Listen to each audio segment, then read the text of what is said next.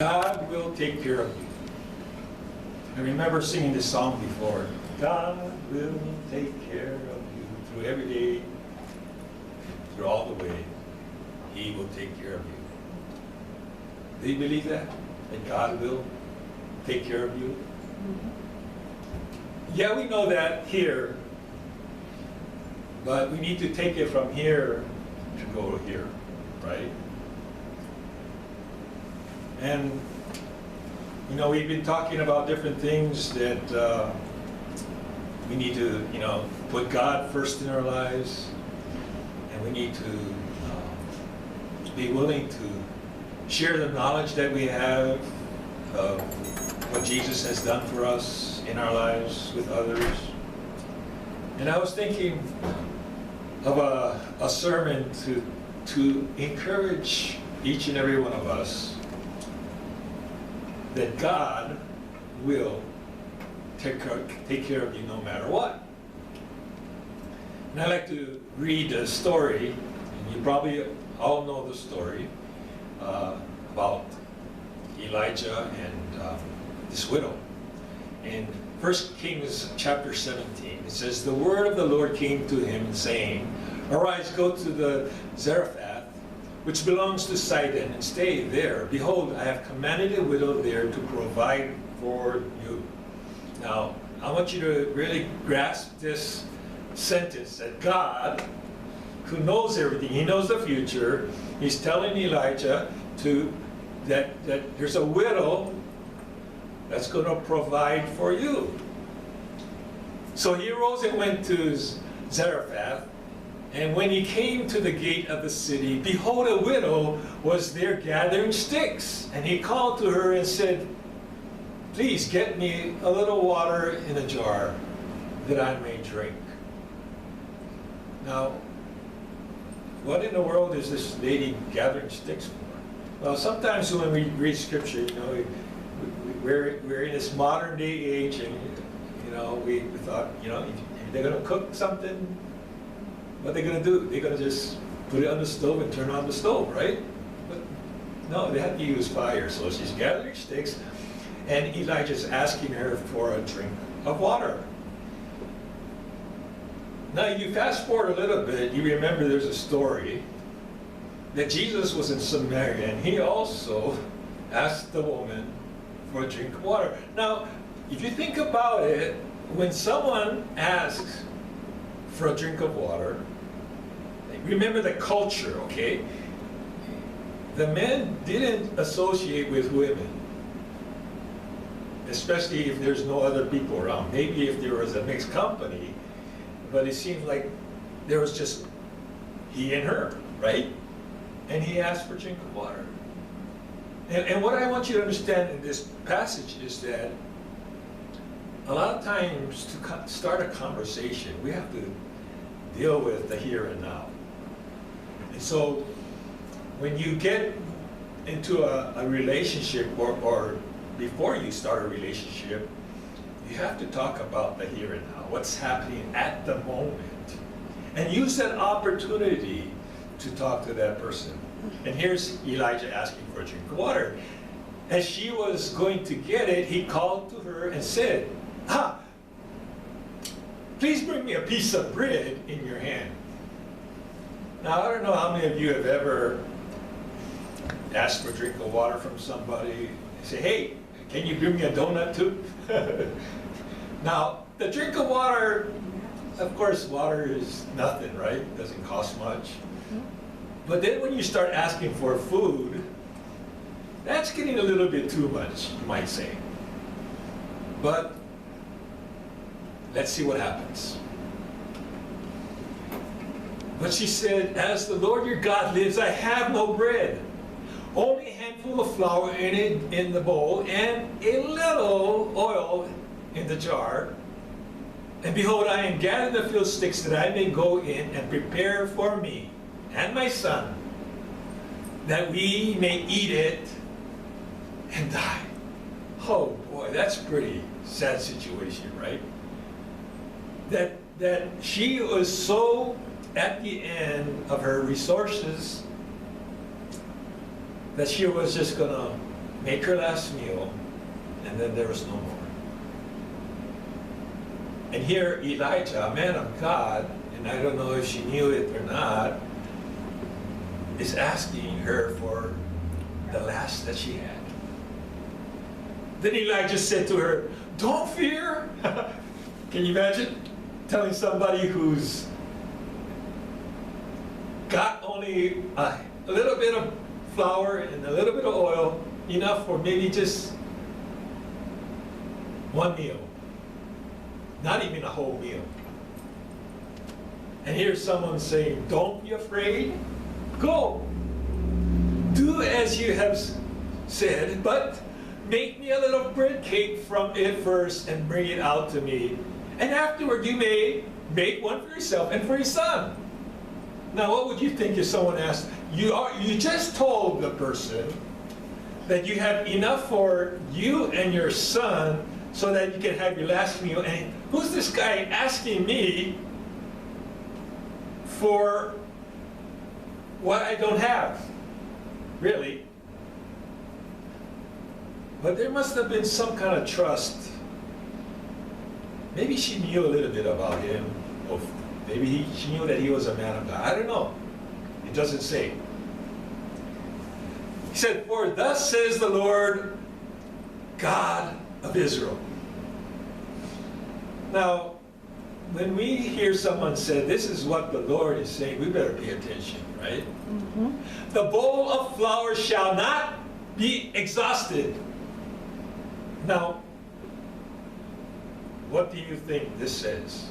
That it's not going to get tired? You know, when I'm saying I'm exhausted, I'm thinking about being tired, right? Well, what is this really saying? Used up. You won't run out. "Nor shall the jar of oil be empty until the day that the Lord sends rain on the face of the earth." Now here is kind of giving the situation, the setting, right? There must have been a drought. And so the amount of bread was very skimpy, and so maybe the prices of flour was really high up, and she didn't have the resources to buy more flour. Maybe she lost her job or something. Do we know people like that? Just last night we had someone, Sherry brought in somebody, a woman and her son, and they're living in their car. And she wanted me to provide some food, but she says she doesn't have resources to cook. So I had to give some things that she could eat, but didn't have to cook. And I'm thinking, here in Alliance, there's people that are still, and that's only one person, living in their car, homeless. It's sad. And this is the situation here, is that she says that I don't have anything, but Elijah says, but God will provide. Now it's hard for a person who doesn't have, who is hearing that God will provide, and God will take care of you, when she's looking at her resources. Man, it takes a lot of faith to believe that that God is going to take care of us when you're looking at the here and now, right? Whatever situation you're in. Medical bills, yeah. Sicknesses, yeah. If we're looking at the moment and don't look at the big picture that God says that He will take care of us, then we can be focused on the here and now and get all worried.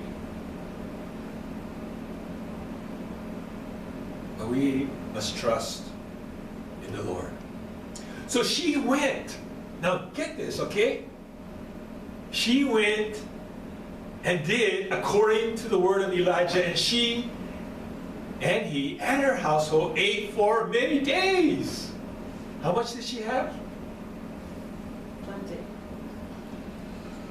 She didn't have hardly anything. But it says that they ate for many days. How did that happen? God provided. God took care of them. because she didn't argue. You hear any arguments there? She just listened to what Elijah said and did what, I don't know if it was like, well, it can't harm because I'm going to die anyway, right? Or maybe if I trust that God will provide, maybe I can see a miracle happen in my life. And I know there's a lot of times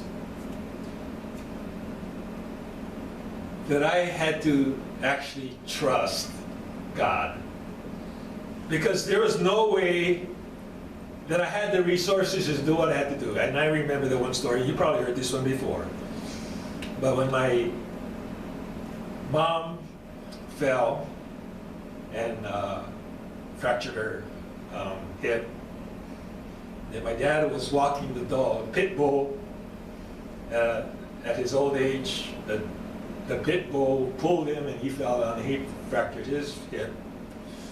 And Anita told me, well, you need to go and see your parents.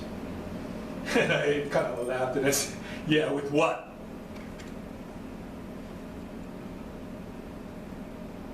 She said, you need to do it. So I listened to my wife for change. And I did some searching on the internet for airfare to fly to Hawaii. I found one. That was really cheap. A round trip ticket for $500 something, $535 or something like that. Round trip. Very cheap.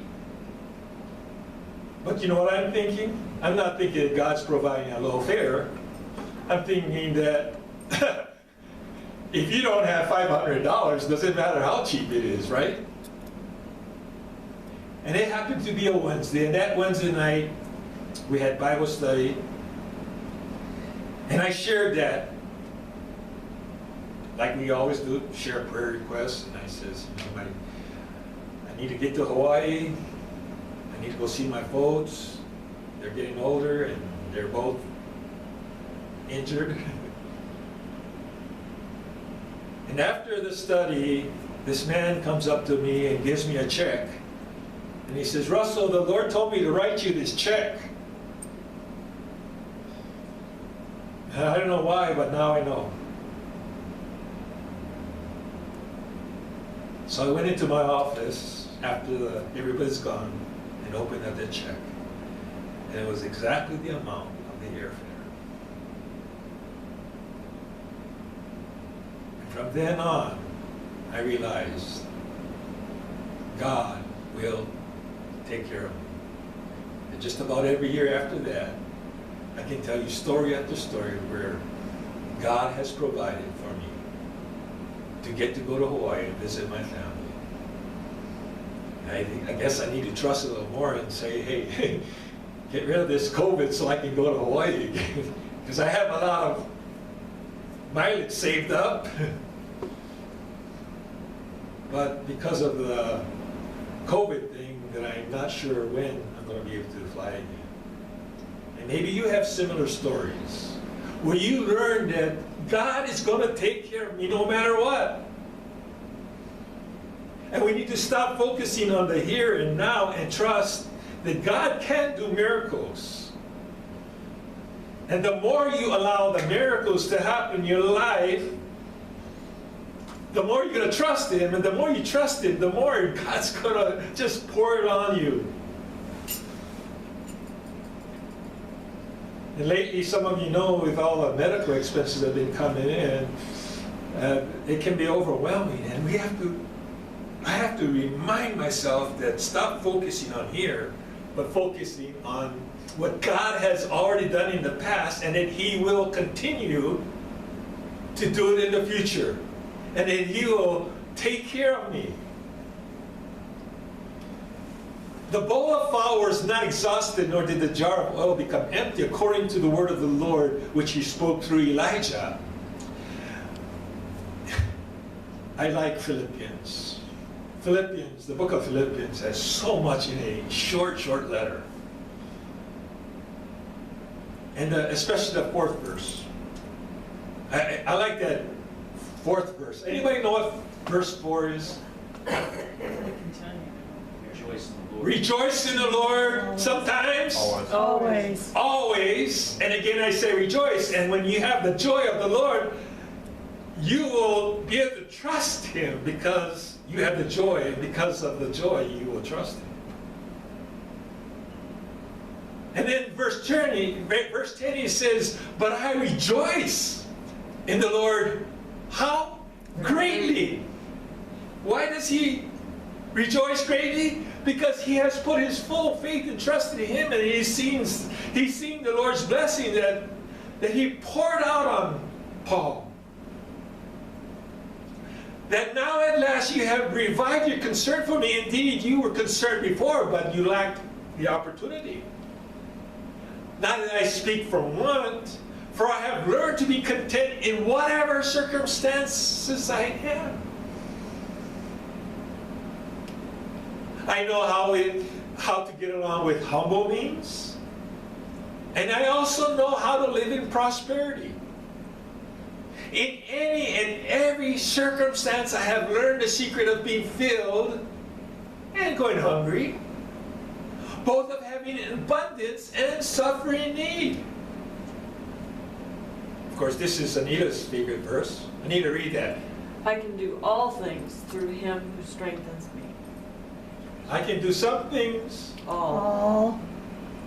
What does this word all mean? Every. Do you believe that? Yeah.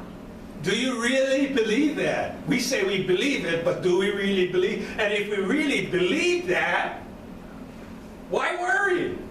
Because He can do all things. Through Christ, right? It's through Christ. And it's not our own efforts, but on what God can do for us. He will take care of us. Nevertheless, you have done well to share with me in my affliction. You yourselves know, Philippians, that at the first preaching of the gospel after I left Macedonia, no church shared with me in the manner of giving and receiving, but you alone.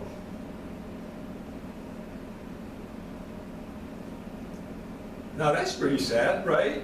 But he's saying, hey, you guys are the ones that took care of my needs.